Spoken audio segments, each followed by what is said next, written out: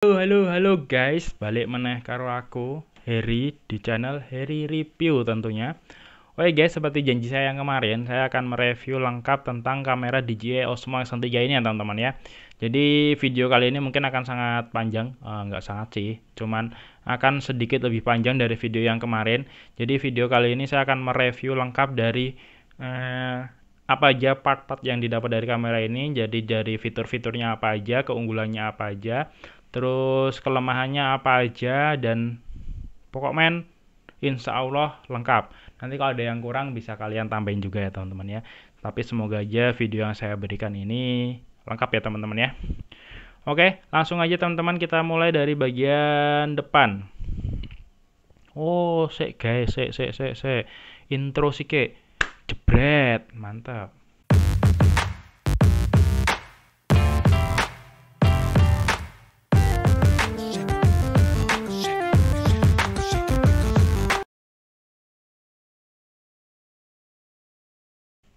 Oke guys, langsung kita lanjut ya teman-teman ya. Di bagian depan ini ada layar touchscreen ya teman-teman ya.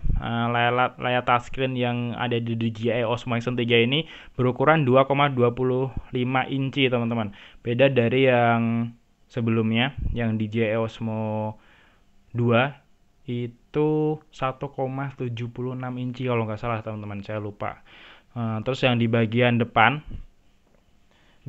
ini ada layar touchscreen juga dengan ukuran 1,4 inci teman-teman.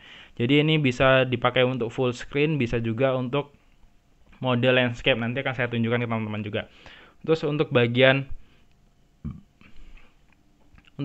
atas di sini ada speaker, ada mikrofonnya juga ya teman-teman di bagian sini. Terus di sini ada tombol recording atau tombol tag fotonya. Jadi untuk tekan ini bisa untuk foto dan video teman-teman. Untuk stop recording juga bisa pakai ini. Terus bagian kanan seperti yang saya bilang kemarin, ini adalah kotakan untuk tempat baterai dan micro SD teman-teman. Untuk bagian sebelah kiri ini ada tombol power dan ada tombol quick start-nya. Jadi bisa untuk tombol cepat lah istilahnya, nanti akan saya tunjukkan teman-teman semuanya. Terus di sini ada untuk ngecas ya teman-teman, di sini ada lubang untuk ngecas. Casnya udah Type C. Untuk bagian bawah di sini ada logo DJI-nya ini, terus yang udah dibalut dengan karet ini. Ini adalah magnet teman-teman. Jadi di dalamnya sini ada magnet yang super kuat. Ini bisa dipakai untuk mounting yang magnetik tadi ya teman-teman ya. Terus di bagian depan tentunya ada layar 1,4 incinya dengan fitur touchscreen-nya. Terus ada lensanya sendiri dari kameranya. Jadi lensa ini nanti bisa dilepas teman-teman. Jadi lensa ini bisa dilepas dan bisa diganti-ganti. Jadi misalkan retak atau apa gitu nanti bisa diganti ya teman-teman ya lensanya. Nanti akan dijual di Indonesia. Untuk sementara ini belum dijual teman-teman ya. Sementara ini belum dijual di Indonesia. Jadi baru kameranya aja. Terus di bagian depan sini ada tulisan Action 3. Nah, di tulisan Action 3 ini di bagian sebelah kiri ini adalah mic, terus ada mikrofon, yang sebelah kanan juga ada mikrofon. Terus jika kalian lihat di bagian tengah-tengah di tulisan Action ini, di bagian O, Action di bagian O ini ada seperti cermin ya teman-teman ya. Nah, fungsi cermin yang ada di dalam situ itu adalah color temperatur sensor. Jadi kalau temperatur sensor itu si kamera bisa adjustment color sesuai dengan suhunya teman-teman. Jadi kalau misalkan ini bisa dipakai untuk misalkan ice skating atau bisa dipakai untuk kita saat kita diving atau menyelam, itu suhu yang ada di atas air dan suhu di dalam air itu sangat berbeda, tekanannya juga sangat berbeda. Nah, fungsi dari sensor ini dia akan mengadjust atau menyesuaikan color atau warna yang di sekitar kita, menyesuaikan dengan temperatur yang ada di laut tersebut teman-teman. Jadi nanti hasil optik keluaran dari videonya sendiri itu akan gambarnya akan lebih bagus, lebih jernih dan lebih tajam teman-teman. Oke, untuk bodinya kurang lebih seperti itu. Yang kedua di sini saya ada casingnya teman-teman. Jadi casingnya adalah bukan seperti ini. Ini teman-teman, kita ora. Nah, seperti ini. Jadi di sini ada casingnya, ada tombolnya. Tombolnya kalau untuk saya ini tombolnya lumayan keras ya teman-teman, jadi nggak yang soft, jadi agak keras. Terus di bagian sini ada magnetnya. Jadi di sini ini ada magnetnya. Nah, jadi kita lihat di sini. Nah, ini dia. Ini ada magnetnya teman-teman. Jadi sini ada magnetnya. Magnetnya ini fungsinya untuk naruh yang mounting ini, mounting magnetik ini. Nanti kita taruh di sini seperti ini. Jadi fungsinya seperti itu teman-teman ya. Mountingnya akan taruh sini, taruh sini. Oke teman-teman, langsung kita nyalain kameranya teman ya. Nyalainnya tekan sekali di tombol quick start-nya. Tombol powernya ada logo powernya di sini.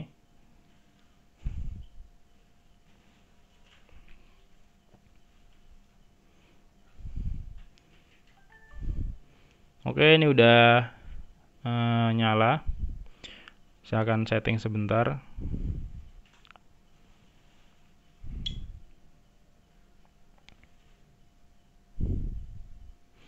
Oke teman-teman, untuk tampilan layarnya kurang lebih seperti ini teman-teman ya. Nah seperti ini, kelihatan nggak? Nah seperti ini. Jadi untuk memunculkan apa namanya? Untuk digeser ke bawah, di sini ada tombol beberapa perintah untuk menampilkan menunya teman-teman. Jadi untuk pengaturan nanti ada ini untuk apa namanya? Untuk mengaktifkan DJI Mimo-nya. Terus di sini ada QS atau Quick Start sesuai yang saya bilang tadi di situ. Jadi ini fungsinya ada tombol cepatnya. Jadi bisa pakai perintah suara. Jadi ini bisa digunakan untuk perintah suara juga. Jadi untuk men-shutdown atau mematikan kamera ini bisa juga menggunakan perintah. Terus untuk tag foto dan untuk merekam video atau menyetop video itu bisa pakai perintah suara juga. Nah, terus untuk sistemnya tombol cepatnya ada beralih layar. Jadi beralih layar tuh layar depan ataupun belakang nanti bisa diganti pakai yang tombol samping ini. Terus ada foto, video, HDR video HDR, slow-mo atau gerak lambat, time-lapse, hyperlapse, terus pemutaran. Jadi pemutaran tuh preview dari hasil yang kita dapat atau foto atau video. Oke, kita back. Terus bagian sini adalah kecerahan. Jadi kecerahan ini bukan kecerahan hasil dari hasil dari apa namanya? Hasil dari video atau fotonya teman-teman. Jadi kecerahan ini adalah kecerahan layarnya teman-teman. Jadi kita bisa atur di sini. Nah, kurang lebih seperti itu. Kembali. Terus di sini ada tombol pengaturan. Jadi snapshot video, ada video HDR, ada hyperlapse, ada timelapse juga. Terus di sini ada layar mati, layar kunci. Nah, fungsi yang dipertinjau layar tunggal atau layar aktif dan nonaktif ini, jika ininya on, maka kita untuk melihat apa namanya layarnya itu depan dan belakang itu harus bergantian, nggak bisa barengan. Tapi jika ini di off kan, itu layar depan maupun belakang itu bisa nyala secara berbarengan. Oke, nanti kita akan coba ya teman-teman ya. Kita off kan dan kita langsung kita coba aja teman-temannya kalau gitu. Jadi ini kita off kan, harusnya dia bisa nyala dua-duanya. Ini layar depan, nah layar belakangnya dia langsung on ya teman-teman ya. Kelihatan teman-teman. Nah ini langsung on ya teman-teman ya, seperti ini. Terus kalau misalkan kita di on kan atau ada notifikasi hijaunya seperti ini dia untuk layar depan dan layar belakangnya itu nyalanya bergantian teman-teman ya, seperti ini. Sini mati, ini harus kita aktifkan dulu. Nah ini nyala seperti ini. Jika mau ganti ke layar belakang, ini harus kita aktifkan dulu. Nah seperti ini teman-teman ya, kurang lebih seperti itu. Nah terus lanjut lagi, ada kontrol suara. Jadi kontrol suara ini menggunakan bahasa Inggris ya teman-teman ya, bahasa Inggris atau bahasa Jepang atau Mandarin, saya kurang tahu. Cuman saya pakainya bahasa Inggris aja karena bahasa Inggris pun saya agak-agak nggak bisa. Sorry teman-teman. Jadi untuk perintah suaranya ada start recording, stop recording, tag foto, dan shutdown. Jadi jika kita menyuarakan ini di dekat mikrofonnya atau misalkan seperti ini, nanti akan saya coba, nanti akan untuk mematikannya teman-teman. Oke, langsung kita coba teman-teman ya. Shutdown, shutdown, shutdown. Dia responnya agak susah ya teman-teman ya. Shutdown. Oke teman-teman, langsung mati ya teman-teman ya. Kita nyalain lagi.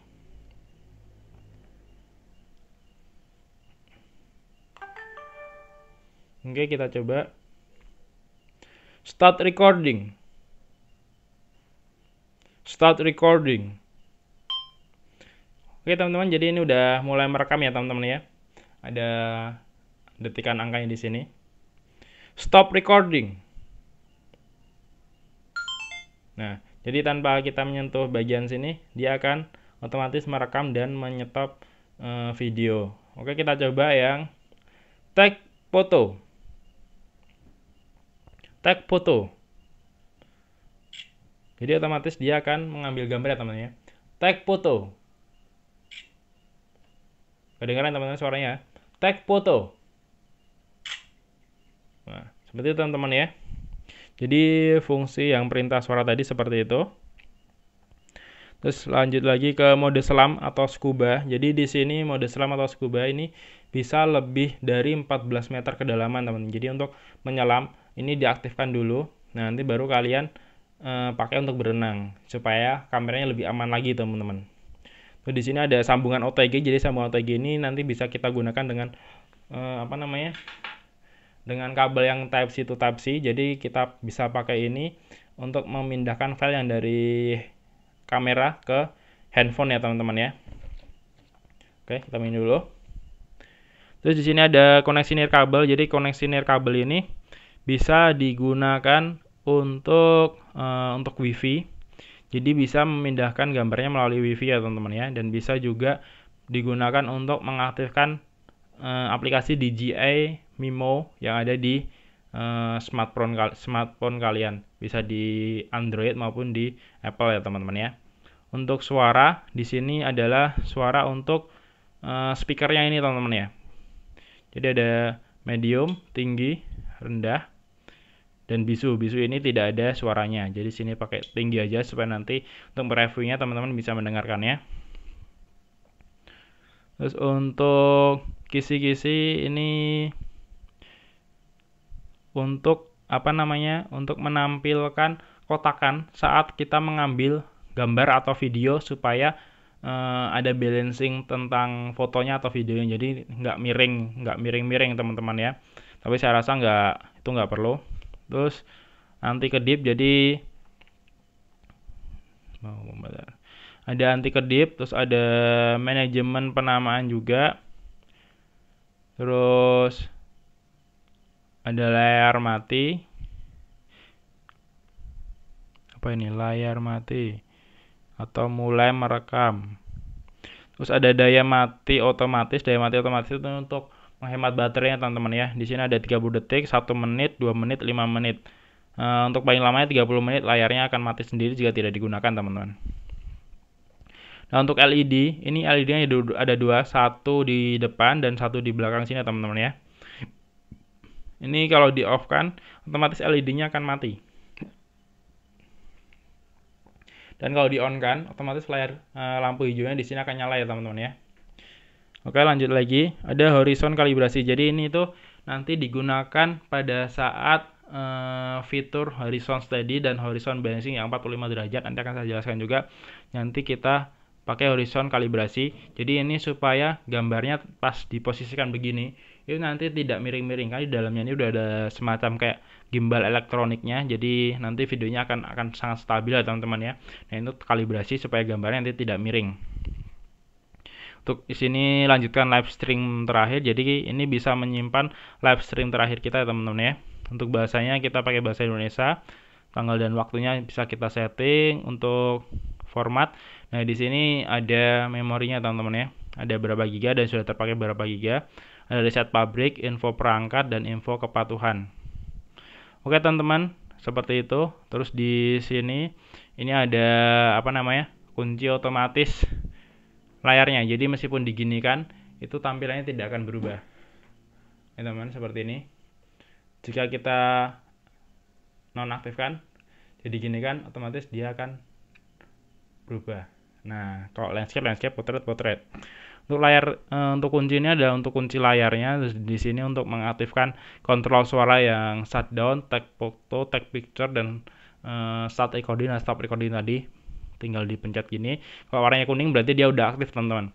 Nah, untuk di bagian pojok sini ini untuk mengatur layar depan ya. Jadi kalau layar depan penuh aktif dan layar depan penuh non aktif. Oke, langsung kita coba.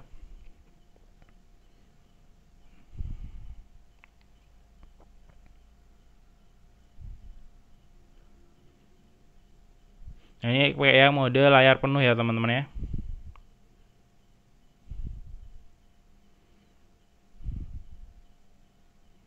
Di sini layar penuh non aktif. Jadi di sini otomatis dia akan landscape, teman-teman, seperti ini. Jadi pengaturannya kelihatan, teman-teman. Jadi nggak full layarnya tadi.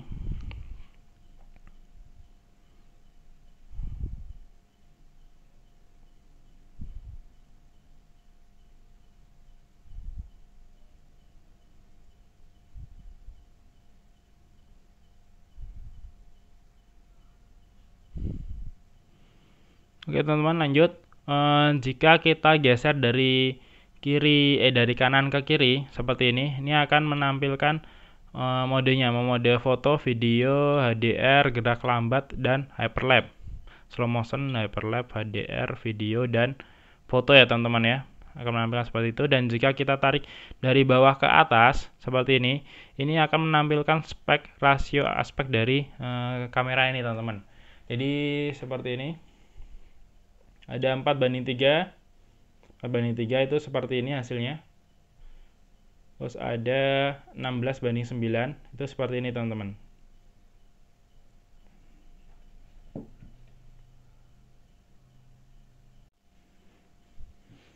Oke, teman-teman, terus jika kalian geser dari sebelah kiri layar ke sebelah kanan, itu ada pemilihan mode seperti yang tadi ya, teman-teman ya. Ada HDR, slow-mo, hyperlapse, dan foto. Jadi jadi untuk yang sebelah kiri tarik ke kanan dan kanan tarik ke kiri itu sama aja. Terus untuk di bagian atas ini jadi klik itu akan menampilkan baterai yang tersisa ya, teman-teman ya. Baterai yang tersisa itu ada berapa. Terus di bagian sini ini ada mode Pro. Jadi kita bisa mengatur exposure-nya. Pokoknya ada pengaturan manual dan ada pengaturan autonya, teman-teman ya. Jadi ISO-nya bisa diatur, terus exposure-nya bisa diatur, terus shutter speed-nya juga bisa diatur dari sini, teman-teman ya. Terus untuk white balance-nya bisa kita atur juga. Terus untuk FOV-nya bisa ke standar atau di web. Terus bisa ke yang lebar. Jadi versi yang kamera yang lebar atau yang standar. Nah, kayak gitu ya, teman-teman ya, bisa dilihat ya. Jadi untuk yang standar atau di web itu panjang fokus setara dengan 14 mm di lensa DSLR atau di mirrorless, teman-teman ya. Terus yang untuk lebar itu setara dengan lensa 9 mm, teman-teman. Untuk formatnya ada JPEG dan RAW. Jadi untuk fotografer profesional dia biasanya menggunakan formatnya itu RAW supaya mudah dieditnya, teman-teman. Jadi untuk tone-nya dia bisa hasilnya bisa lebih bagus lagi. Oke, terus di bagian sini yang tadi saya jelaskan ini adalah aspek rasionya dan ada shutter speed-nya. Oh, ini hitung mundur. Jadi ada timernya, teman-teman. Jadi sebelum memotong kita ada timernya. Bisa sampai 10 second. Ada 4:3, ada 16:3. Tapi saya lebih suka yang 16:9 ya, teman-teman ya. Ini off aja. Terus di sini ada tombol seperti foto pojok kiri bawah. Ini untuk memilih mode-modenya seperti tadi. Oke, next. Terus yang di sini ada seperti tombol play atau YouTube. Ini jika diklik ini akan menampilkan tampilan rekaman kita ya, teman-teman ya. Jadi kita gesernya naik turun untuk melihat tampilannya. Terus jika melihat ini kotak-kotaknya seperti ini, jadi lebih mudah untuk menggunakannya. Terus tombol sini ada pilihannya untuk menyukai. Menyukai itu untuk membuat menjadi gambar favorit, teman-teman. Terus di sini ada tombol untuk hapusnya atau perintah untuk hapusnya. Oke, teman-teman, seperti itu. Terus apa lagi ya? Oh ya, terus di sini bisa zoom digital ya teman-teman ya. Jadi seperti ini saya contohkan. Ini di yang tombol ada tulisannya 1.0 kali atau X. Ini kita tahan lama sampai keluar seperti ini. Terus kalau udah nanti kita bisa atur zoomnya. Jadi bisa seperti ini teman-teman. Jadi ini bisa di zoom juga ya teman-teman ya. Zoomnya bisa sampai ke 4 kali.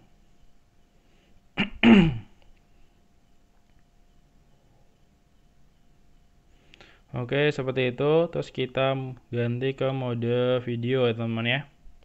Jadi di mode video untuk bagian aspek rasio yang 4:3 atau 16:9 tadi, jika kita klik, dia akan memunculkan resolusinya teman-teman ya. Jadi resolusinya ada frekuensi gambarnya ada 24 fps, 25 sampai dengan 240 fps untuk resolusi Full HD-nya. Terus untuk resolusi 2,7K di aspek rasio 16:9 dia masih sama, bisa beda. Kalau yang tadi kan sampai 240 ya teman-teman ya, 240 fps. Kalau yang 2,7K 16:9 itu bisa sampai 120 fps. Terus yang untuk 2,7K 4:3 itu bisa sampai 60 fps. Terus 4K 16:9 itu bisa sampai 120 fps. Terus yang untuk 4K 4:3 itu ada 60 fps. Terus di bagian sini, oke teman-teman, jadi di bagian yang sebelah kanan atas, pojok kanan atas, ini ada RS teman-teman. Jadi RS itu maksudnya Rocksteady. Jadi di sini ada fitur pilihan untuk mengatur stabilisernya. Jadi ada off, Rocksteady, Rocksteady Plus, horizon balancing 45 derajat. Nah, kenapa di sini tidak ada horizon steady? Karena dia di 4K teman-teman. Jadi jika untuk memakai horizon steady, kita harus ke 1080p. Baru kita bisa menggunakan horizon steady teman-teman. Jadi untuk mengaktifkan fitur horizon steady yang bisa digini-ginikan, itu harus di resolusi full HD teman-teman. Jadi nggak bisa nggak bisa di 4K ya teman-teman ya. Jadi untuk 2K itu bisa sampai horizon steady juga. Terus asalkan FPS-nya 60 ya teman-teman, jangan lebih. Kalau lebih itu nggak bisa. Terus yang 2,7K 4:3 itu bisa Rocksteady Plus, bisa sampai Rocksteady Plus. Jadi nggak bisa horizon balancing dan horizon steady ya teman-teman. Untuk 4K ini juga nggak bisa. Untuk horizon balancing ternyata bisa untuk di 4K teman-teman, tapi untuk horizon steady tidak bisa di 4K. Atau mungkin coba kita ganti ke FPS-nya yang rendah, tetap nggak bisa. Jadi mentok di horizon balancing 45 derajat. Jadi gini teman-teman, jika stabilisernya off, dia akan terjadi kayak guncangan kamera seperti pada umumnya tidak ada stabilisernya teman-teman. Terus yang di bagian Rocksteady jika kita aktifkan itu akan smooth sekali. Jadi miring-miringnya seperti ini akan smooth sekali. Terus untuk Rocksteady Plus dia ada stabilizer seperti yang ada di GoPro itu namanya Hyper Smooth. Hyper Smooth 2.0 ya teman-teman ya. Jadi di Rocksteady Plus ini ada fitur Hyper Smooth 2.0 teman-teman.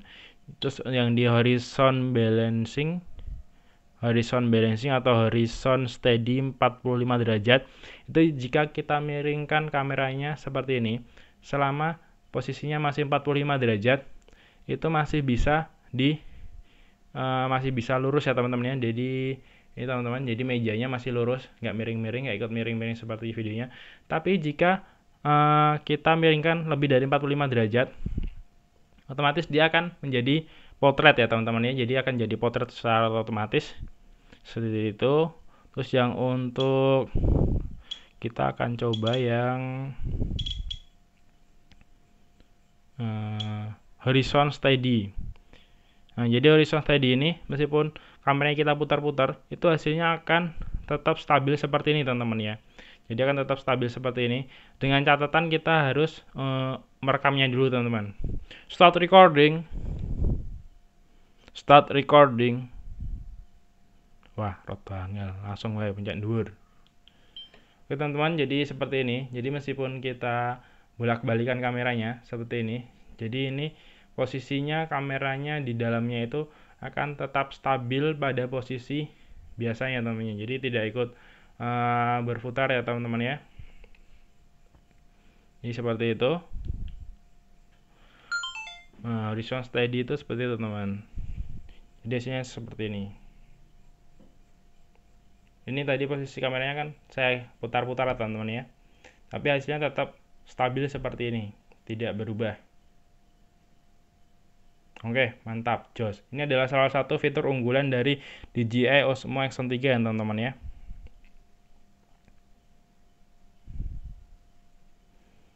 Oke, lanjut lagi. Di sini ada ini udah.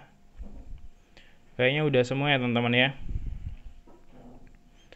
Oh ya, tadi kita coba yang layar depannya aktif juga udah. Kayaknya udah semuanya. Oke teman-teman, jadi udah saya jelaskan semuanya tentang fitur-fiturnya teman-teman ya. Terus di sini saya akan menjelaskan beberapa keunggulannya dari Action Cam ini teman-teman. Wah, belepotan yo. Soalnya video ini durasinya doa banget. Oke teman-teman, jadi Action Cam ini yang DJI Osmo Action 3 ini keunggulannya dia sebelum saya memberitahukan keunggulannya, di paket pembelian yang punya saya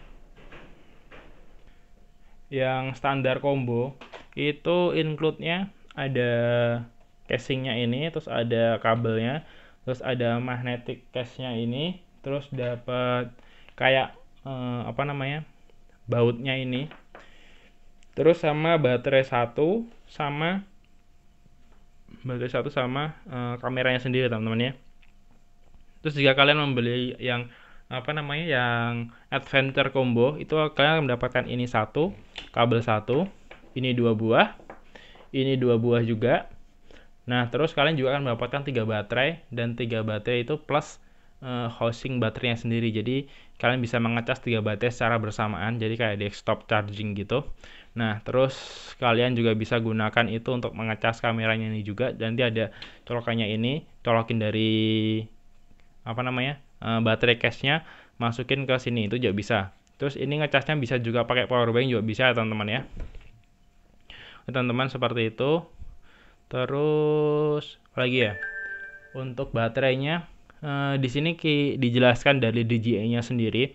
Jadi baterai yang didapat dari dari DJI Osmo Action 3 ini, dia baterainya bukan yang baterai biasa, tapi extreme baterai. Jadi extreme baterai itu maksudnya adalah dia bisa bertahan di suhu minus 20 derajat. Makanya di video di video iklannya DJI ini dia menjelaskan seperti kameranya ini membeku ya teman-teman, tapi masih bisa hidup. Nah, itu jadi baterainya ini bisa bertahan di minus 20 derajat Celcius. Oke teman-teman. Nah, terus ada fitur dari keunggulan baterainya ini. Jadi baterainya ini menjelaskan long lasting ya teman-teman ya. Jadi yang dimaksud long lasting di sini adalah jika kalian merekam dengan resolusi tertingginya, yaitu 4K dengan 120 fps atau frame per second, itu kalian bisa merekamnya dengan waktu 90 menit. Terus ya kalian menggunakan resolusi yang Full HD, itu bisa merekam selama 160 menit. Bagi saya itu untuk sebuah kamera, khususnya untuk Action Cam, itu 160 menit itu wis suwe banget lah. Kuarep ngomong apa nganti 160 menit ki. Kecuali kamu adalah membuat hyperlapse atau timelapse, itu mungkin bisa sampai selama itu. Terus untuk 4K-nya dia bisa sampai 90 menit aja. Meskipun sampai 90 menit, tapi saya rasa ini akan sangat bermanfaat. 90 menit di resolusi 4K itu bagus banget. Nah, terus habis itu ada yang tanya nih, Bang, kameranya itu kan biasanya kan overheat nih.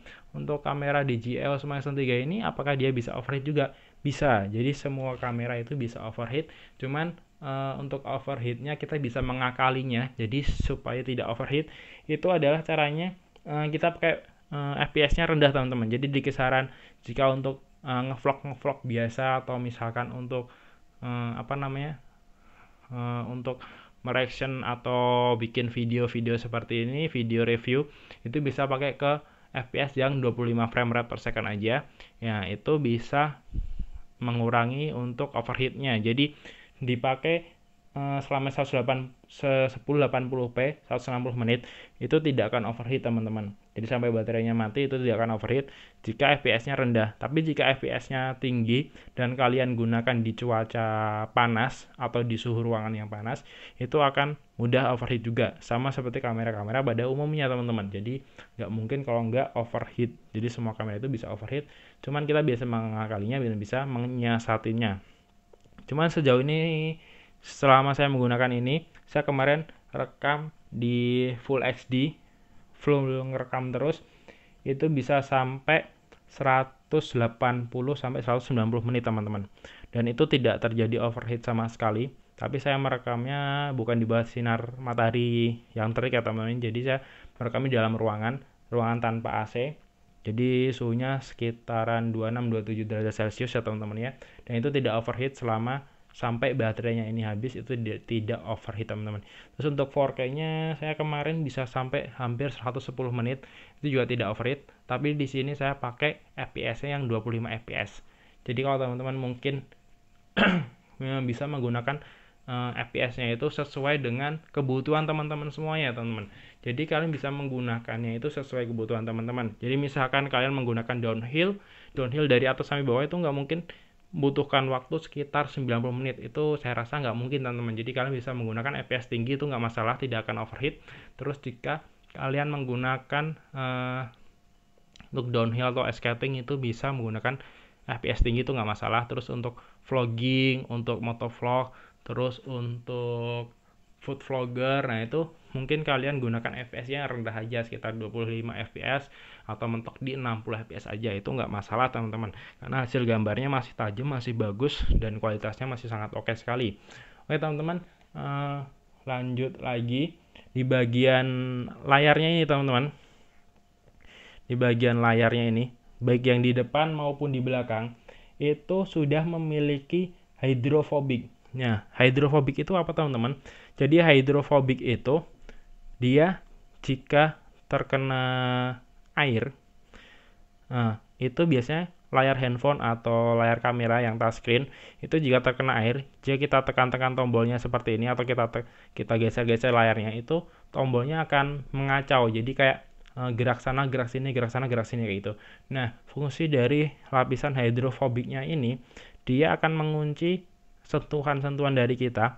Jadi apa yang kita sentuh itu yang terrespon di kamera ini. Jadi tidak akan loncat-loncat, dan meskipun layarnya basah, itu akan sangat mungkin dan sangat bisa untuk dioperasikan dengan sangat mudah teman-teman. Jadi meskipun lagi di dalam air nih misalnya, lagi di dalam air kita mau ngerekam, nah itu bisa kita otak-atik di dalamnya ini teman-teman.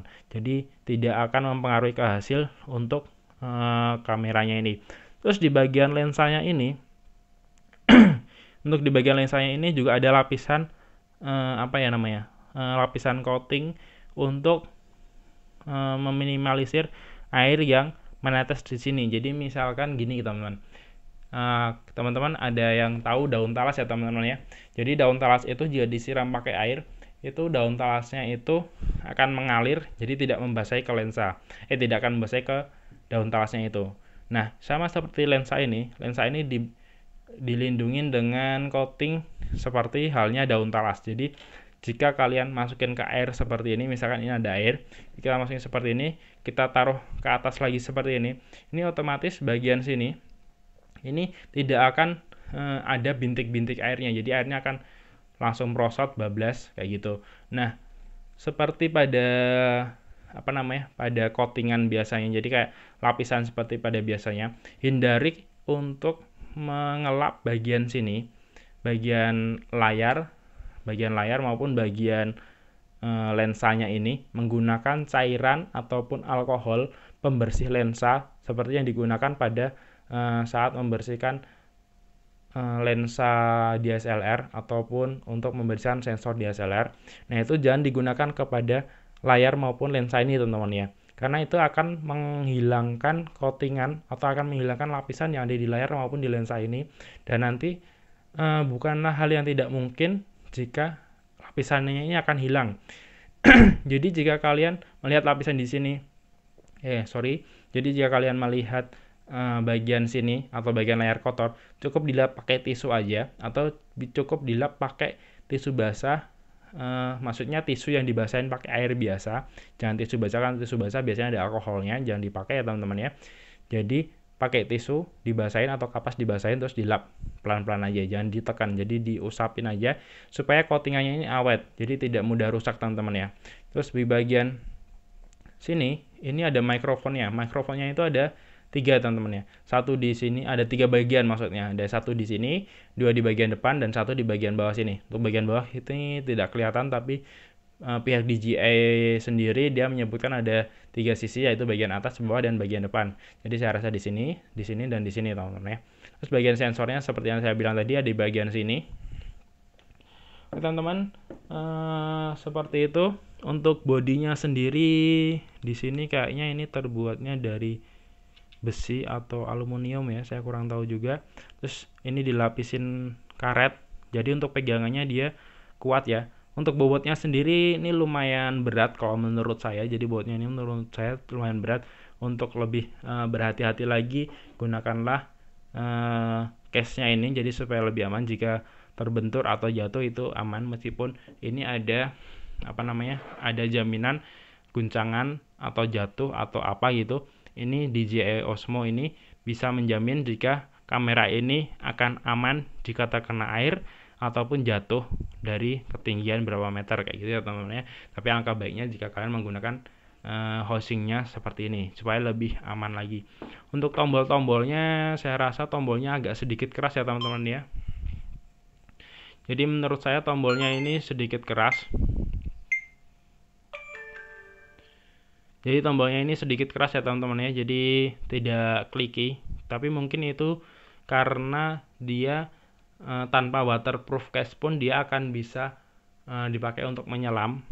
Jadi tombolnya dibuat agak keras supaya di sini kedap udara dan tidak ada air yang masuk ya teman-teman ya.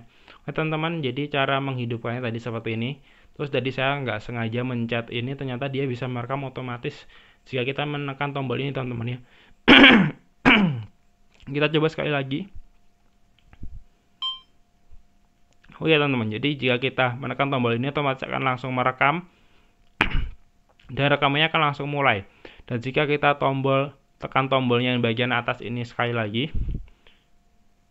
nah dia akan mati layarnya kalau udah 3 detik, otomatis akan mati sendiri. Dan jadi tadi video yang udah kerekam itu akan kesimpan ya teman-teman ya. Oke, kurang lebih reviewnya seperti itu teman-teman. Wes suwe banget lah iki, pokoknya video iki wes setengah jam koyone. Jadi reviewnya seperti itu. Untuk hasil videonya, bagaimana hasil video dari yang stabilizernya off, terus yang Rocksteady Plus, terus horizon balancing yang 45 derajat, terus sama yang horizon steady. Untuk untuk hasil videonya saya taruh di akhir video ya teman-teman ya. Untuk hasil videonya akan saya taruh di akhir video ini, jadi kalian bisa lihat di situ. Ini akan saya kasih penjelasan juga. Mungkin saya rasa segitu dulu penjelasan tentang DJI Osmo Action 3 ini. Mungkin nanti jika saya menggunakan ini untuk daily vlog atau mungkin untuk keseharian, ada fitur-fitur tambahan yang akan saya bagikan ke teman-teman, atau ya mungkin yang masih ada kekurangan bisa kalian tambahkan di kolom komentar jika kalian mengetahuinya. Tapi jika saya mengetahuinya saat saya menggunakan kamera ini, nanti akan saya buatkan videonya lagi tentang review yang tambahannya. Jadi fitur apa aja yang menjadi tambahan dari kamera ini teman-teman. Oh ya teman-teman, untuk kelebihannya tadi kan saya udah sebutkan ya, ada beberapa.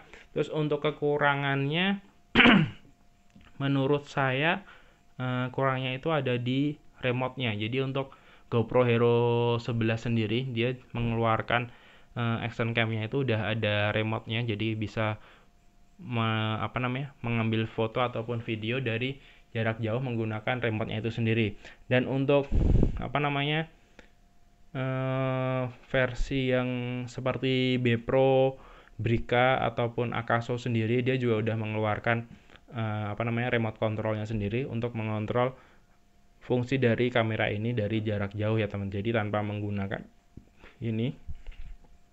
Meskipun di sini ada ada voice controlnya, tetapi menurut saya voice controlnya ini agak kurang responsif ya teman-teman. Jadi kita harus seperti yang tadi saya ucapkan itu ada beberapa kali yang tidak nyantol di sini, atau saya bilang apa tapi tidak nyaut di sini. Jadi tidak langsung merekam atau tidak langsung mati sendiri komputernya. Jadi langsung mati sendiri kameranya ini teman-teman. Jadi saya rasa untuk voice controlnya kurang bagus, atau mungkin ada updatean, atau mungkin bahasa Inggris saya yang kurang jelas.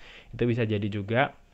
Untuk review teman-teman bisa kalian tulis di kolom komentar bagaimana pendapat kalian tentang voice control yang ada di kamera ini teman-teman.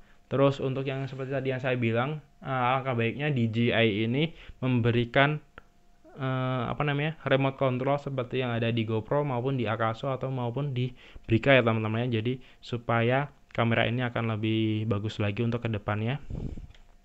Saya rasa sih seperti itu.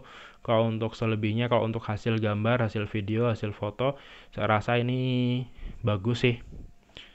Untuk low light-nya juga saya rasa bagus, karena si DJI ini dia mengklaim low light dari DJI ini lebih bagus daripada low light-nya si GoPro ya teman-teman, di GoPro Hero 11. Jadi perbandingan atau pesaingnya ini adalah GoPro Hero 11 di harga 10-11 jutanya. Terus yang ini harganya hanya 5 juta aja, jadi harganya hanya separuhnya aja. Tapi untuk fitur-fitur di dalamnya hampir sama, atau bisa dibilang sama persis. Dan untuk sensornya sendiri justru menurut saya lebih bagus yang DJI ini. Jadi sensor kamera yang ada di DJI ini, sensornya adalah 1/1.7 inci. Sedangkan yang ada di GoPro itu adalah 1/1.0 inci. Jadi sensornya lebih besar ini. Dengan begitu, dengan sensor yang lebih tinggi, otomatis hasil yang gambar yang dihasilkan itu akan menjadi lebih bagus lagi, lebih tajam lagi, dan warnanya pun akan lebih natural dan lebih mantep meneh lah, pokok ngono kuwi lah. Terus untuk video malam harinya atau low light-nya itu untuk hasilnya juga akan lebih bagus lagi untuk mengurangi noise-nya, karena sensornya itu lebih besar daripada yang GoPro. Di sini saya bukan menjatuhkan GoPro ya teman-teman. Jadi GoPro ada keunggulannya sendiri, dan Akaso sendiri juga ada, Brica ada, dan untuk DJI ini juga ada keunggulannya sendiri teman-teman. Jadi menurut saya sih, kalau daripada membeli GoPro Hero 11 harga 10 jutaan dan ada DJI Osmo Action 3 ini, saya lebih memilih DJI Osmo Action 3 ini. Jadi kenapa saya harus mengeluarkan uang 10 juta, sedangkan saya bisa mendapatkannya dengan harga 5 juta dengan fitur-fitur yang sama seperti GoPro ya teman-teman ya. Oke, kurang lebih seperti itu review singkatnya. Nggak singkat sih, tapi review yang sangat panjang ini. Thank you teman-teman yang udah nonton dari awal sampai akhir tanpa di skip. Thank you yang udah subscribe, thank you yang udah like, komen, atau share ke teman-teman semuanya. Thank you yang udah menonton setia di channel saya. Oke teman-teman, nanti akan saya update lagi perkembangan tentang DJI Osmo Action 3 ini untuk mungkin update firmware-nya, update software-nya, atau mungkin ada keunggulan-keunggulan lain yang belum saya temukan di sini dan akan saya temukan nanti di kemudian hari. Saya akan share ke teman-teman untuk update-nya teman-teman ya. Oke, untuk kali ini saya cukupkan untuk sekian dulu aja. Nanti akan saya lanjut lagi di video selanjutnya jika saya sudah menemukan tentang keistimewaan kamera ini atau mungkin kekurangan dari kamera ini teman-teman. Jadi tidak ada yang sempurna teman-teman, karena sempurnanya milik Allah semata. Oke teman-teman, reviewnya cukup sekian dulu. Terima kasih udah nonton dari awal sampai akhir. Jangan lupa klik tombol subscribe-nya karena subscribe itu gratis. Wes ngomongnya sebelepotan karena udah panjang banget ya guys ya video ini. Oke, thank you yang udah nonton. Saya pamit. Assalamualaikum warahmatullahi wabarakatuh. Dadah.